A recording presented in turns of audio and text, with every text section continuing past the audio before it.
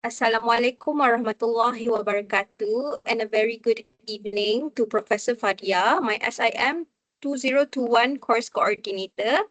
I am Atika Azra binti Anas, and today I will be presenting my final assessment for my solution that I have done. Before that, I apologize for the laggy camera work. If my face is quite laggy, but I hope you understand. Okay, let's go on with the solution. So first, for the first question, compare your analytical and numerical results in question 1A and 1B. So in my analytical approach used in 1A, the stationary points of the function, since the function asks us to maximize fxy, so I negated the whole function, making it become negative. And then I obtained the stationary points by partial differentiating the function with respect to x and y and then equating it to 0. Since the partial derivatives are quite complex, I have decided to use a symmetric assumptions approach where I assume that y equals to x and y equals to negative x. And then I substituted these values into the partial derivative equations to get the stationary points. And then I further analyze each stationary points using the Hessian matrix to determine the locality of each stationary point, whether it is maximum, minimum, saddle point, or also inconclusive. Okay, so by using the analytical approach, we are able to get a very direct answer in just a few steps of calculation. And then I have managed to obtain 5 stationary points for this problem, which is 0, 0, square root 10 over 10, negative square root 10 over 10, negative square root 10 over 10, and square root 10 over 10, negative square root 30 over 30, negative square root 30 over 30, and negative square root 30 over 30, and square root 30 over 30. Okay? So by using the Hessian matrix, I have determined that all of these points, except for 0, 0, are local maximum points, whereas 0, 0 is a saddle point. Okay? We are very aware that this analytical approach method is very direct and can give us a specific value.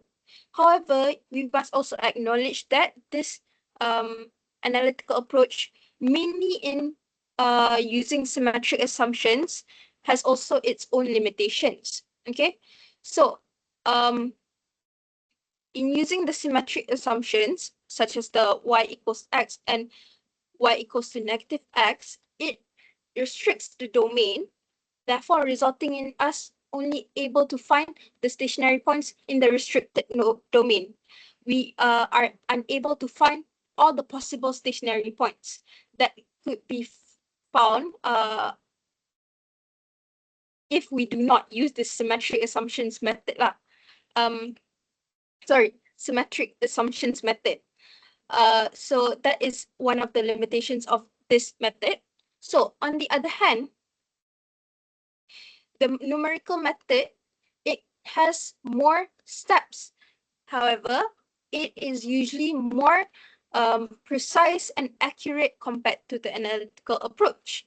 Okay? So the numerical method used in question B, which I have used the gradient descent method, GDM, to find the maximum point of negative fxy.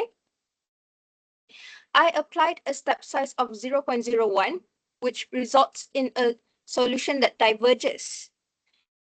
Okay, why does the solution diverge? So this is because negative fxy is unbounded below, as you can see in the graph. Okay, there is no boundary below the graph. This actually defeats the purpose of GDM, because GDM is actually created to mainly in minimizing functions rather than maximizing functions. Since it relies on the presence of a finite minimum to ensure convergence. Furthermore, the negative alpha in the GDM formula ensures that the iterations move in a steep decrease direction rather than the upwards direction that we want, especially mainly in finding a maximum point. That's why our solution diverges for this problem. Next, B. Analyze the accuracy, stability, and efficiency of the technique applied in question 2. So the technique applied in question 2 is the sequential quadratic programming, SQP. In question 2, constraints x2 plus x squared plus y squared greater than or equal to 4 and x plus y greater than or equal to 6 are conflicting with each other, resulting in no overlapping feasible regions. As you can see in the graph I have provided in the solution, there are no overlapping regions between the two graphs. Therefore, no feasible region for this problem. Using SQP, it helps me identify that there is no feasible region in the early stages of iteration rather than the later stages of iteration. So this shows that SQP has really a high accuracy in constraint handling.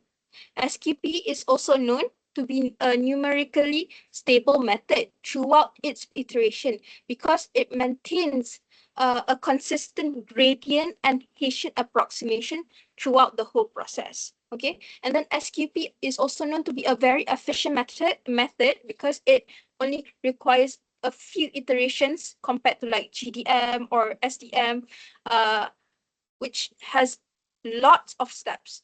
But for SQP, it only requires a few iterations. And it also only requires low cost since it only has a few iterations.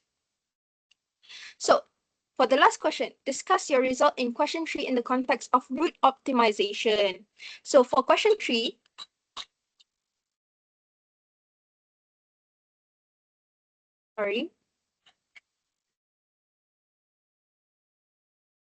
I have used the Newton method to minimize the function of fxyz. After 4 iterations, I have found that the solution converges to the point x, y, z, which is 1 over 11, 10 over 11, and 3 over 11. X represents the traffic flow, Y represents the fuel used in the process of delivery, and then Z represents the terrain difficulty. With these values of x, y, z substituted in the function f, we are able to obtain the minimized travel cost between the hubs, which is 2.925868.